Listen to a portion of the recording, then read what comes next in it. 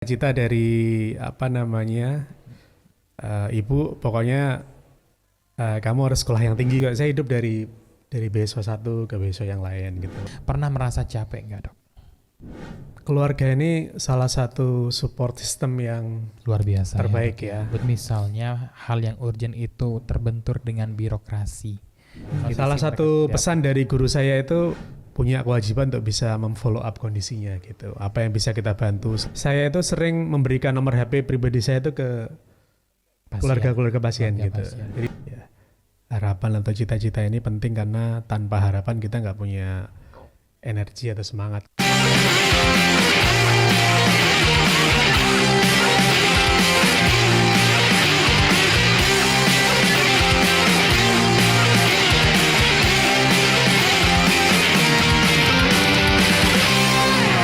Pemirsa, kehidupan seseorang yang berjuang dari nol untuk menjadi seorang dokter, terutama dokter ahli bedah syaraf, adalah perjalanan panjang yang penuh tantangan, ketekunan, dan juga pengorbanan.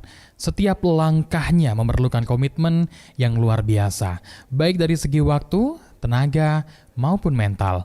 Pemirsa, kali ini kita akan hadirkan sosok seorang dokter ahli bedah syaraf, eksklusif hanya di podcast Sudut Pandang. Saatnya bercerita. Di balik setiap operasi penyelamat nyawa, ada sosok penuh dedikasi.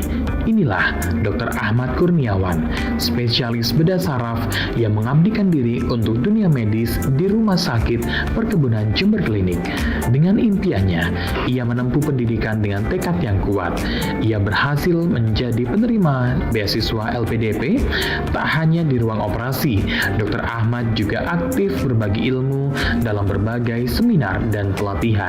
Baginya, ilmu harus terus berkembang dan bermanfaat bagi banyak orang.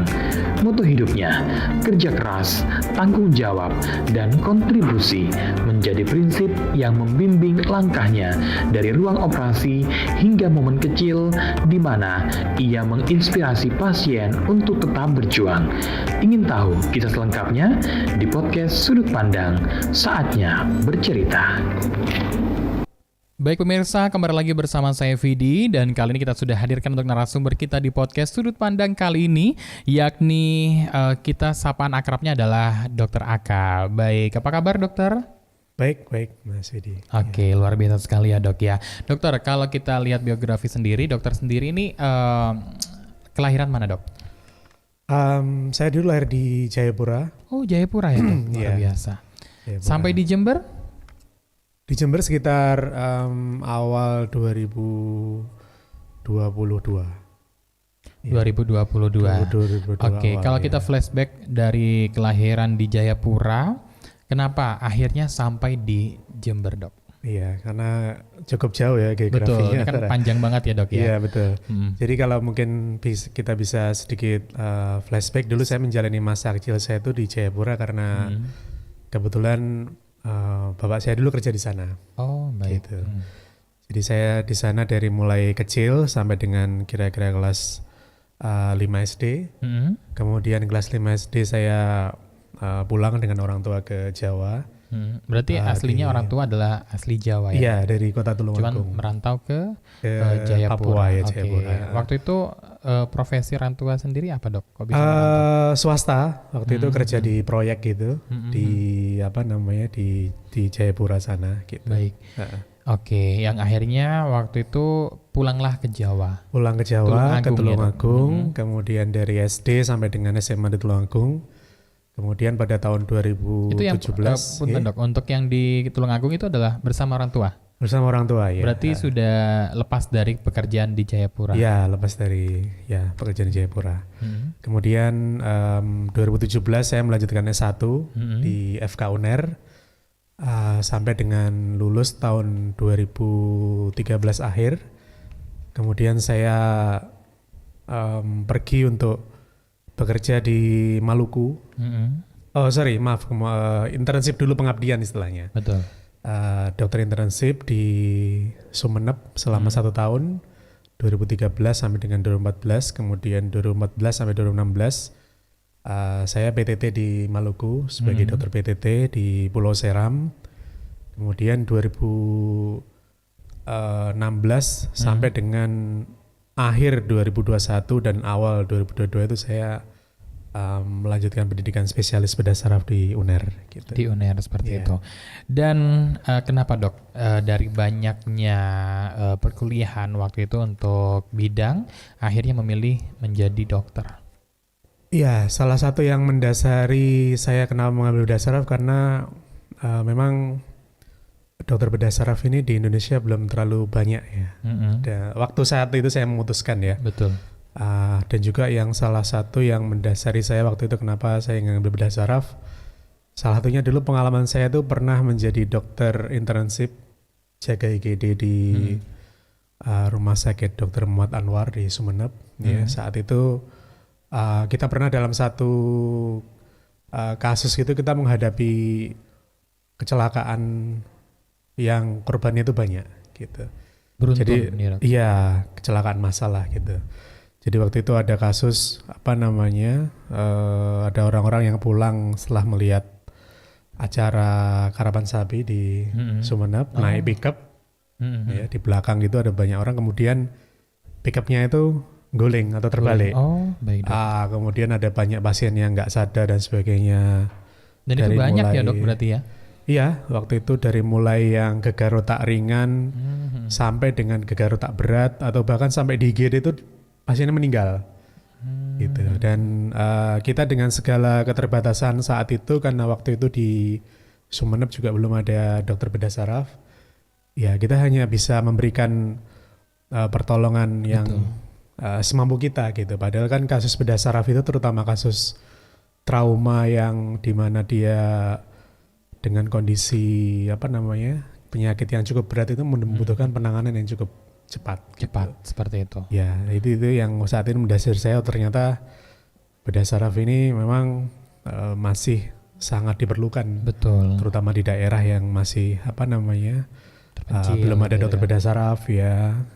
Waktu itu berarti di posisi belum ada dokter ahli bedah saraf. Di Madura saat itu belum ada dokter. Oh. Bahkan semadura pun belum ada saat itu. Terus bagaimana dok? Nah, ketika ada waktu itu kecelakaan harus dirujuk ke Surabaya. Sedangkan kita tahu perjalanan dari Sumeneb Berapa ke jam Surabaya gitu ya, itu Dok, kurang ya? lebih 4 jam. 4 jam. Sedangkan butuh penanganan yang sangat Butuh cepat penanganan seperti sangat itu. cepat, iya. Jadi waktu itu salah satu yang mendasari saya untuk mengambil bidang bedah saraf Berarti itu panggilan hati ya dok. ya lebih ke ya itu juga dan juga pengalaman hidup gitu. Pengalaman hidup Seperti yang itu, akhirnya iya. untuk memilih kembali yakni untuk mengabdikan diri kepada masyarakat sebenarnya ya. Dalam Iya. artian karena apa yang dibutuhkan di situ akhirnya dokter memutuskan untuk memilih ahli bedah saraf seperti itu.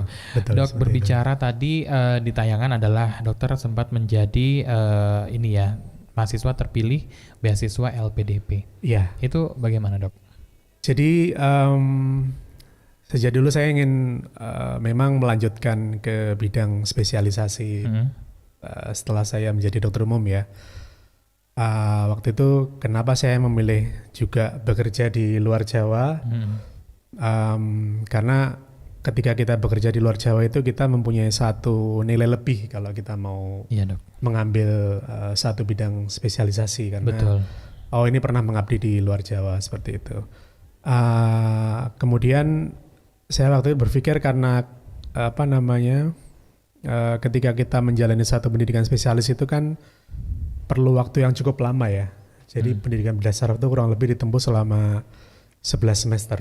11 semester Ya, atau 5,5 tahun. 5,5 tahun betul. Gitu. Dan itu kan perlu satu persiapan atau backup Yang matang ya, Dok, ya. finansial salah Betul. satunya yang cukup gitu. Dan Terus saat itu akhirnya, ada pilihan dan alhamdulillah dulu Kementerian Keuangan membuka beasiswa LPDP dari Kementerian Keuangan dan jurusan bedah saraf saat itu dibuka. dibuka. Nah, Ya, jadi saya pikir ini kesempatan ini. Dulu saya menjalani tes itu waktu masih di PTT di Maluku sana. Oh. Jadi dulu tesnya itu wawancara itu di Makassar. di Makassar. Iya, di Kemudian Makassar. penempatannya di Penempatan ketika sudah diterima.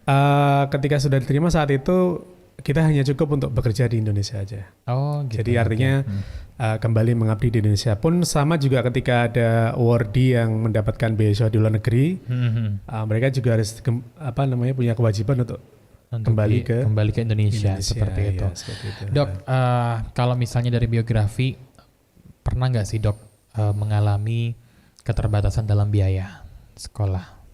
Iya, ya itu apa namanya, keterbatasan, memang ada keterbatasan gitu, karena apa namanya, saya kan berasal dari Tulungagung dan ya saya ini tinggal di desa ya. Nah, cita-cita dari apa namanya, ibu pokoknya kamu harus sekolah yang tinggi seperti itu. Luar Gitu. biasa. Tapi tidak menyebutkan bahwasanya harus menjadi seorang dokter gitu dok? Enggak. Dulu itu tes kedokteran itu hanya apa namanya, Iseng-iseng gitu? iseng-iseng ya, nyoba gitu. Nyoba. Tapi waktu itu di perkuliahan waktu memilih dokter, apakah beasiswa atau mandiri? Mandiri. Mandiri. Tapi dulu alhamdulillah di FK Uner itu salah satu fakultas kedokteran yang SPP-nya itu cukup terjangkau gitu. Jadi apa namanya, cukup terjangkau. Dulu juga alhamdulillah kita diterima melalui jalur PMDK prestasi PMDK dulu. Prestasi. Mungkin yang seleksi sekitar 2000-an gitu, yang diambil 20 orang. Dan itu gitu. mungkin ada perhitungan khusus ya dok? Iya, Dalam artian betul. akhirnya betul. mempermudah untuk beasiswa dan sebagainya seperti Iya, itu. betul. Terus di titik mana dok? Kita pengen tahu terkait dengan keterbatasan dari biaya sekolah atau kuliah. Iya, jadi saya ini termasuk orang yang hidup baik itu selama perkuliahan S1 ya, maupun juga saat spesialis alhamdulillah juga mendapatkan beasiswa LPDP. Jadi selama S1 itu juga saya hidup dari beasiswa satu ke beasiswa yang lain gitu. Kalau dulu kita mengenal ada beasiswa apa namanya, Super Semar, kemudian Super Semar, juga betul. ya BBM, dulu juga. Jadi karena dulu itu saya juga aktif di BEM. Oh, organisasi Iya, dok ya. organisasi. Jadi begitu ada informasi dari kemahasiswaan itu, Cepet ya, iya dok, tahu kita. Oh iya, ini persyaratannya ini. Jadi Berarti langkah dokter udah tepat ya. waktu itu. Terus Iya. kalau misalnya tidak ada beasiswa pada waktu itu, bagaimana Nah, dok? dulu itu sebenarnya saya waktu apa namanya, dari mulai SMA kemudian ke kuliah itu awalnya sebenarnya nggak milih kedokteran ya, karena di kedokteran itu kan informasi itu waktu itu masih belum ada yang menyampaikan informasi itu beasiswa full sampai lulus itu kan belum ada. Betul. Dulu saya itu daftar itu di Teknik Elektro ITS, yang itu menawarkan beasiswa dari Awal sampai akhir. awal sampai dengan akhir. Sudah digaransi 8 itu. semester biasanya ya, Iya, dok ya. sudah digaransi. Sudah Pokoknya digaransi. dapat uang saku lah, macam-macam, Betul. uang buku gitu. Nah, Dan waktu itu sudah diterima. sudah diterima waktu itu. Oh. Gitu. Kemudian karena waktu tesnya itu agak bersamaan gitu. Jadi karena waktu itu belum ada pengumuman yang di ITS, ya akhirnya kita nyoba yang di UNER gitu. Oh, baik. Dan alhamdulillah waktu itu keterima, dan memang waktu itu pilihan yang berat karena satunya ini beasiswa sampai dengan Full, lulus. betul. Yang satunya ini ya kita membayar ya, tapi dengan yang terjangkau, dan beasiswa pun kita ya waktu itu belum ada gambaran gitu kan waktu awal masuk, dan akhirnya Memilih untuk Ya, di kedokteran. Kenapa waktu itu istiqoroh. pertimbangannya dok? Karena waktu itu didorong juga dari guru-guru di sekolah, kemudian orang tua. Pertimbangannya ya karena salah satunya mungkin di keluarga karena belum ada yang jadi dokter. Ya. Kemudian juga apa namanya, proses seleksinya tadi ya, terutama juga cukup apa namanya, Dan untuk berat, menggapai ya. itu juga tidak mudah gitu ya, Iya, dok ya. Dari betul, berapa ribu betul. tadi dipilih 20 seperti Betul, itu. iya. Jadi tidak mau menyia-nyiakan kesempatan yang ada, yang Iya. akhirnya memilih di dokter seperti itu. Iya, betul. Nah, sempat kita mencari informasi, dokter juga pernah tinggal di pondok. Oh ya, Gimana, Dok? ya jadi saya dulu itu tadi karena saya hidup dari beasiswa satu ke beasiswa yang lain. Dulu salah satu beasiswa yang pernah saya dapatkan adalah beasiswa pembinaan kepemimpinan ya. Saat itu beasiswa yang namanya beasiswa PPSDMS Nurul Fikri namanya. Nah, jadi program pembinaan sumber daya manusia strategis waktu itu di Surabaya, dan memang tersebar di berbagai regional di Oke. Jakarta, Bandung, Jogja dan sebagainya, Bogor, Surabaya. Dan waktu itu karena mengharuskan kita berada dalam satu asrama bersama dengan teman-teman yang lain dari jurusan yang lain, juga dari kampus selain UNER ada di ITS gitu. Jadi waktu itu salah satu pembinaan ya kita sebutnya pondok karena kita bersama-sama Betul, karena dengan bersama-sama di ya situ. betul. Kemudian juga ada program pembinaan, Religius kajian juga, dan ya, sebagainya, kajian. ya seperti itu. Kurang lebih selama 2 tahun saya di situ. Di sana ya dok ya. Iya, Oke. selama 2 tahun. Dok, sekarang alhamdulillah sudah mencapai di titik yang sekarang seperti itu, dari perjuangan yang begitu luar biasa, beasiswa ke beasiswa. Ini juga mungkin motivasi juga bagi pemirsa yang di rumah ya, Iya. sehingga nothing is impossible, impossible is nothing ya. Nggak ada yang tidak mungkin di dunia ini selama kita mau berusaha seperti Betul, itu, betul. memberikan yang terbaik dan hasilnya pun juga akan terbaik seperti Iya. itu. Dok, sekarang kan sudah dinasnya juga di Rumah Sakit Bina Sehat, Rumah Iya. Sakit Jember Klinik, bahkan juga di RSD Haji Kusnadi Bondowoso. Nah, pernah merasa oh ternyata menjadi dokter spesialis seperti ini ya. Pernah merasa capek nggak dok? Capek sering secara fisik ya. Betul. Ya, secara fisik karena bidang bedah saraf itu kan salah satu bidang yang mungkin kalau kita operasi itu di satu kasus tertentu itu perlu waktu yang cukup lama ya. Betul. Dan juga konsentrasi yang cukup tinggi. Cuman terkadang memang saya kembali lagi ke peran sebagai tanggung jawab kita sebagai dokter bedah saraf gitu. Jadi- Karena ya begitu. Karena kan rata-rata kasus bedah saraf itu emergency. Betul, emergency. Gitu, emergency. Karena tidak tahu ya kita bagaimana gitu. Iya betul. Sama mungkin dengan dokter yang lain, dokter kandungan dan sebagainya, dokter bedah yang lain gitu. Karena sewaktu-waktu datang misalkan malam hari gitu. Nah memang ya kita harus berangkat saat itu juga untuk membantu mengerjakan atau membantu pasien-pasien kita. Di gitu. 3 rumah sakit tadi ya dok. Di 3 rumah sakit tadi. Luar ya. biasa sekali. Kalau misalnya ada pasien yang membutuhkan dokter, kemudian keluarga juga membutuhkan dokter, bagaimana caranya membagikan dok? Iya, memang keluarga ini salah satu support system yang Luar biasa. terbaik ya. ya. Betul. Baik selama pendidikan karena waktu pendidikan juga kita kalau dihitung juga waktunya jarang di rumah gitu. Betul. Jadi kita dari pagi itu ke rumah sakit berangkat mungkin habis subuh ya pulang. Kalau kita pulang maghrib itu sudah alhamdulillah gitu. Sudah luar biasa sekali ya dok ya. Kadang-kadang kita pulang jam-jam 10, jam 11 gitu. Nanti paginya berangkat lagi dan itu rutinitas yang kita jalani dan memang inform concern atau ya kita menyampaikan kepada keluarga kita bahwa tugas kita sebagai dokter bedah saraf seperti ini ya yang ahli dan memahami alhamdulillah ya dok ya. bisa memahami. Tapi memang di sela-sela kesibukan dan sebagainya waktu operasi memang ya kita perlu untuk menyempatkan waktu buat anak-anak ya, Betul. buat istri karena ya kita harus hidup seimbang lah. Nggak mungkin kita di satu bidang terlalu menonjol kemudian keluarga kita tinggalkan, seperti itu juga. Betul. Ya, Kalau dari seorang anak dok, ya. anak dari dokter sendiri, dokter Aka, pernah nggak ayah jangan pergi dong gitu misalnya, aku pengen ditemenin Iya, dulu gitu. sering seperti itu sering. Ya, cuman ya kita Abi ya manggilnya dok ya? Ya? Abi ya? Iya. Oke, gimana Jadi dok? kita ya tetap menghibur gitu ya. Cuman biasanya setelah saya tinggal gitu, saya pulang, ada waktu, saya ajak jalan-jalan muter-muter gitu aja. Jadi memberikan reward ya? Iya, terkadang dengan hal-hal yang sederhana Betul. kita luangkan waktu dengan mereka itu, mereka sudah senang dan lama-lama mereka bisa mengerti. Akhirnya mengerti ya, Iya. seperti itu. Jadi memang butuh saling support ya, Iya, Dok, ya, betul, saling betul. support untuk membangun suatu keluarga yang harmonis Iya, seperti betul. itu.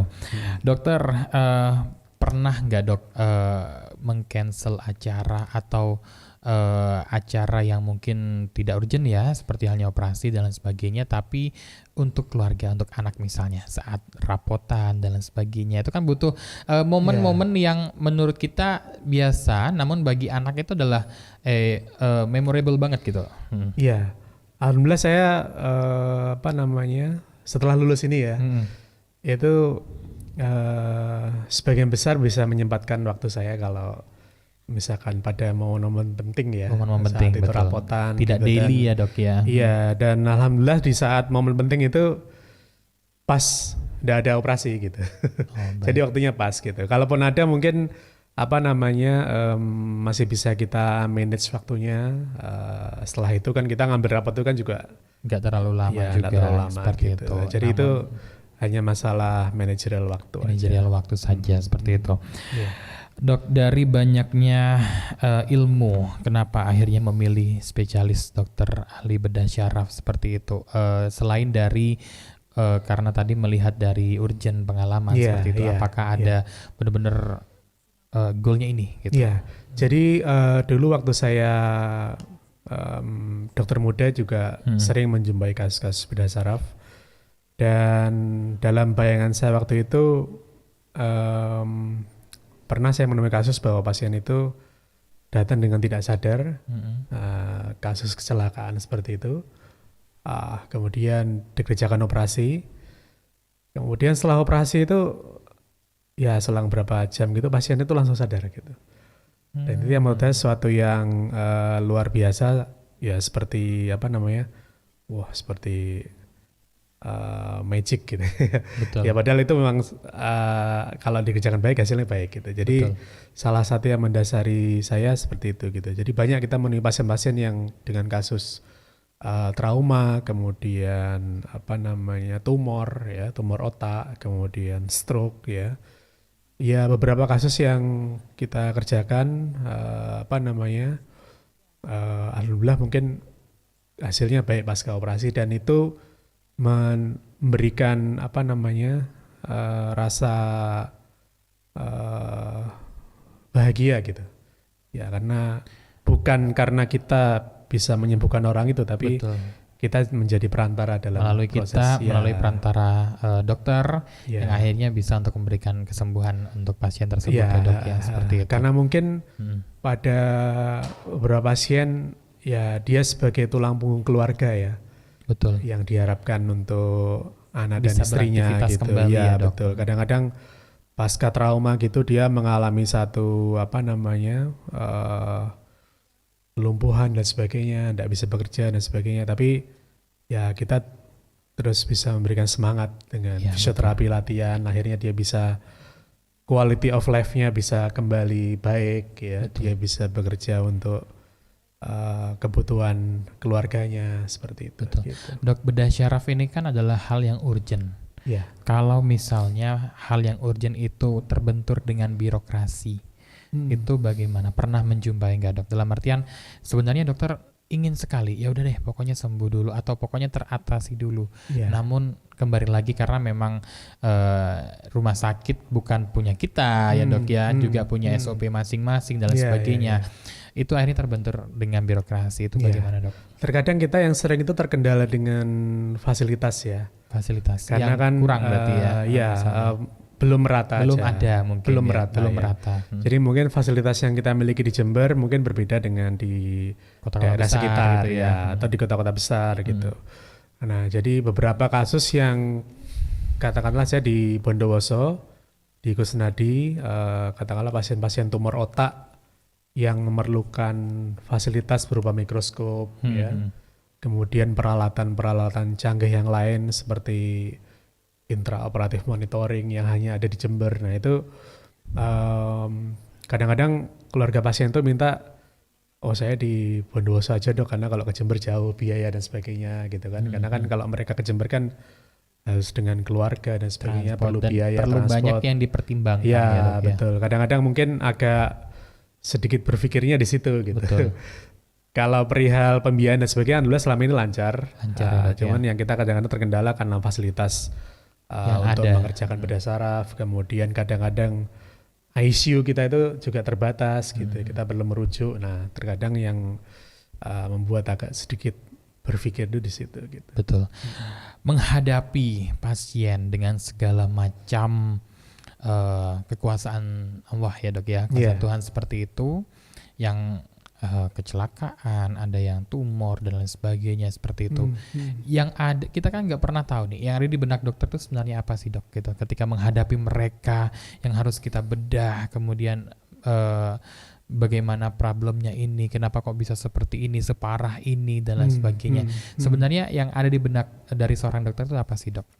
Iya, jadi tergantung tingkat kasus emergensinya ya, Betul. dan kasus yang kita hadapi. Apakah itu kasus trauma, kecelakaan, atau tumor, atau stroke ya.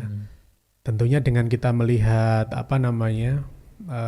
jenis dari penyakitnya, kita juga harus menjelaskan kepada keluarga terkait dengan apa yang bisa kita kerjakan. Betul. Ya. Kemudian bagaimana ekspektasi dari keluarga, itu juga penting gitu. Betul. Karena kadang-kadang ada yang berharap Lebih setelah gitu ya. operasi gitu langsung bisa seger Sembuh, seperti sedia kala betul. gitu, karena perlu waktu. Jadi yang terpenting adalah ketika memang itu perlu dilakukan tindakan segera, semakin cepat dikerjakan maka outcome atau hasilnya itu akan lebih baik. Lebih baik seperti Gitu. itu. Ya. Dok, dari segala macam momen ataupun peristiwa itu ada momen yang benar-benar menyentuh sekali dok, terutama juga kepada keluarga pasien dan lain sebagainya. Iya, pernah ya saya menjumpai kasus anak-anak gitu. Jadi kasus anak-anak dengan tumor otak. Jadi tumor otak itu nggak hanya pada kasus dewasa ya, atau ya, dok, orang ya. tua. Betul. Ada juga kasus itu pada kasus anak-anak. Jadi dia dengan tidak sadar, dan kemudian yang membuat saya terharu ini ibunya ini begitu Effort dia, dok, ya. effort, karena dia bercerita bahwa dia bekerja di luar negeri untuk anak itu. Betul. Gitu. Nah, dok, ini saya mungkin baru sekarang ini bertemu dengan anak saya karena selama ini saya di luar negeri. Gitu. Dan ketika balik ke Indonesia, anaknya sudah sakit. Ya, jadi dan 16 sudah dikerjakan operasi, hasilnya baik ya. Jadi ya itu salah satu ya, mungkin di antara sekian banyak kasus ya, salah satu yang berkesan ya, kita bisa membantu karena anak ini kan dia punya masa depan yang panjang ya. Dok, ya. Dia punya Kenapa masa harus depan yang panjang. anak-anak sekecil itu? Gitu, ya, itu. Nah, itu yang juga menjadi pertanyaan gitu. Kenapa jadi harus anak kecil gitu. itu yang menanggung gitu. gitu. Jadi itu yang salah satu yang berkesan. Di kasus yang lain pernah juga ada anak-anak dengan gegar otak berat ya, karena kecelakaan gitu, ditabrak truk ya. Dan alhamdulillah pasca operasi dan pemulihan dia bisa beraktivitas seperti sedia kala lagi, bisa ngaji, kemudian sekolah dan sebagainya gitu. Jadi salah satu hal yang saya kerjakan setelah operasi itu, biasanya saya sering memfollow up kabar-kabar pasien, ya, gitu bagaimana kabarnya, kemudian itu di luar SOP dari rumah sakit dok, dalam artian ya itu pribadi gitu. aja gitu. Karena emang hati istilahnya ya, bagaimana ketika sudah selesai dioperasi dan mengecek keberadaan mereka seperti apa gitu. Iya, salah satu pesan dari guru saya itu kita kan bukan tukang bedah ya, jadi begitu selesai kita tinggalkan, enggak, tapi kita punya kewajiban untuk bisa memfollow up kondisinya gitu, apa yang bisa kita bantu selama penyembuhan. Jadi saya itu sering memberikan nomor HP pribadi saya itu ke keluarga pasien gitu. Jadi mana kalau mereka memerlukan, kadang-kadang bedah saraf ini kan sesuatu yang awam ya. Betul. Habis dibedah kepalanya kan kita membolehkan keluarganya atau pasiennya pulang, itu kan kadang-kadang di rumah tuh dia bingung. Betul. Harus ini diapain di rumah, harus bagaimana gitu. Karena kalau cuma didiamkan aja hasilnya juga akan kurang baik. Gitu. Ya, jadi harus bantu untuk beraktivitas gitu, bagaimana dia bisa mengembalikan quality of life-nya gitu ya, bisa penerimaan keluarga juga baik, seperti itu gitu. Jadi itu after yang operasi, berkesan. after tindakan itu masih ada kelanjutan ya dok, dalam Iya, artian itu sesuatu yang harus controlling itu. istilahnya dok ya, agar memastikan bahwasanya apa yang kita lakukan manfaatnya tidak setengah-setengah seperti Iya, itu, betul. sehingga bisa kembali untuk beraktivitas seperti semula Iya, ya dok. betul. Oke. Betul. Kalau orang tua sendiri masih ada dokter? Orang tua ibu masih ada ya. Ibu masih ada, Iya. berarti ayah Iya, atau bapak yang sudah bapak ya tidak yang ada, sudah ya. tidak ada. Kalau sosok dari seorang bapak sendiri itu seperti apa dok? Ya, bapak orang yang bekerja keras, ya memberikan teladan bagi saya untuk ya bekerja keras dulu, bapak kerja pagi siang malam gitu. Jadi akhirnya Terbentuklah dokter yang ya, seperti saat ini ya dok. mendrive saya untuk juga bekerja dengan tanggung jawab itu gitu. Waktu bapak tiada, Ya. apa yang ada di benak dokter waktu itu? Waktu Ya, itu usia berapa dok? waktu itu saya, kalau usia mungkin agak lupa, cuman waktu itu saya semester Waktu kuliah. semester 1 di Fakultas Kedokteran. Oh, gitu. masih semester 1. Masih semester 1. Belum melihat putranya menjadi sosok seorang dokter. Iya, waktu itu belum. Dan waktu itu pas kejadian saya sedang menjalani diklat beasiswa Nurul Fikri tadi di Jakarta. Dan waktu itu dikabari kalau beliau nggak ada, dan ya sangat sedih sekali waktu itu. Tapi belum sempat melihat terakhirnya beliau. Iya, waktu itu karena kepulangannya perlu waktu dari Jakarta ke Tulungagung Betul. agak jauh ya, dan karena beliau harus segera dimakamkan akhirnya waktu itu ya ndak diputuskan untuk menunggu saya sampai waktu itu. Dokter, jika sosok seorang bapak dari seorang dokter yang sampai membentuk dokter hingga saat ini dan bersyukur luar biasa sekali dengan pencapaian dokter saat ini, jika bapak itu masih ada di sini, apa yang mau disampaikan oleh seorang dokter Aka kepada bapak tercinta? Ya, ya terima kasih Bapak, karena beliau sudah mempunyai tanggung jawab yang besar ya pada keluarga. Kemudian juga orang yang bekerja keras untuk keluarga, perhatian juga buat anak-anaknya, kebetulan saya dan adik saya waktu itu.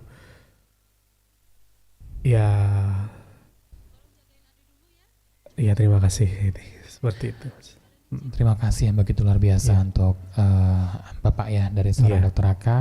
Semoga diberikan tempat yang terindah di sisinya sana dok ya.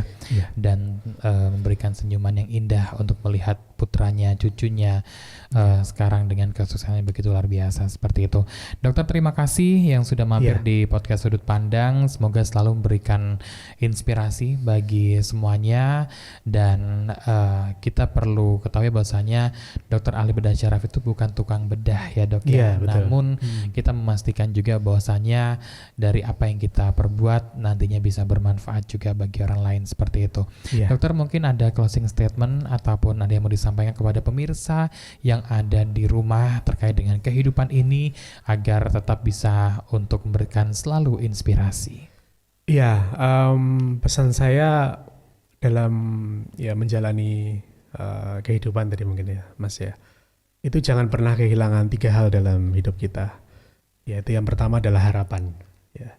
Harapan atau cita-cita ini penting karena tanpa harapan kita nggak punya energi atau semangat gitu. Jadi hari-hari kita cukup mengalir aja gitu ya. Betul. Yang pertama adalah harapan. Yang kedua adalah rasa optimisme. Ya. Karena kalau kita nggak punya rasa optimisme ya kita gampang menyerah dan sebagainya gitu kan. Seperti halnya bagi dulu saya yang tinggal di desa itu, sepertinya menjadi dokter spesialis itu menjadi sesuatu yang hal yang nggak mungkin gitu, ya. Tapi ternyata sesuatu yang terlihat itu bisa dipelajari dan bisa diperjuangkan, gitu kan. Ada orang yang mempelajari hal yang nggak terlihat, ada ya. Ada. Nah, orang pinter ya. Betul. Ya. Masa sesuatu yang terlihat kita nggak bisa pelajari. Tidak bisa, betul. Ya. Jadi pada dasarnya sesuatu yang terlihat itu bisa dipelajari gitu. Jadi kita harus punya satu cita-cita yang tinggi, harapan tadi. Kemudian kita juga harus bisa mempunyai rasa optimisme ya. Banyak jalan menuju ke Roma ya.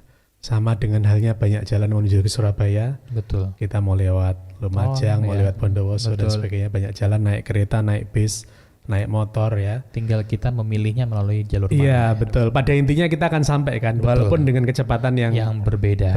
seperti itu gitu.